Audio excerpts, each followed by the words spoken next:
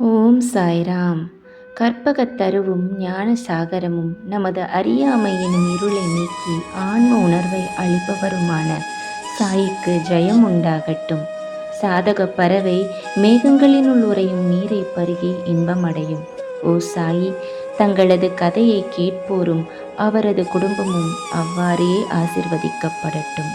ஒரு முறை தர்கட் என்ற சாய் அடியவர் மும்பையில் உள்ள ஒரு கடையில் ஒரு சிறிய அழகிய விநாயகர் சிலையை வாங்க ஆசைப்பட்ட இங்கிலாந்து மனிதரை பார்த்து வியந்தார்.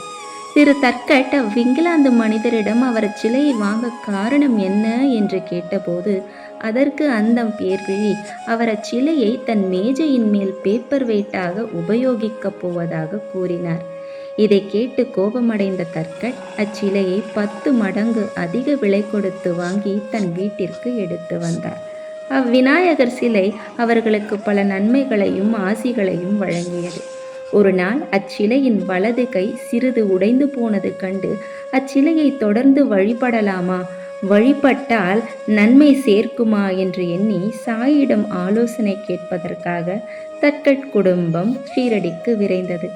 அவர்கள் மனதை அறிந்த சாய் அவர்கள் கேட்கும் முன்பே தன் திருவாய் மலர்ந்தார். ஓ அன்னையே, ஒருவேளை உங்கள் வீட்டில் உங்கள் மகனுக்கு கை உடைந்தால் தூக்கி எறிவீர்களா என்ன? மாறாக அவரை தங்களின் பாதுகாப்பில் வைத்து போஷித்து வளர்த்து பார்த்து கொள்ள மாட்டீர்களா? இச்சிலையையும் அவ்வாறே நினைத்து தொடர்ந்து வழிபாடு செய்யுங்கள். கடவுள் உங்களை ஆசீர்வதிப்பதையும் நிறுத்தி கொள்ளப் போவதில்லை என்று கூறி ஆசி வழங்கி அனுப்பி வைத்தாராம் சாய்.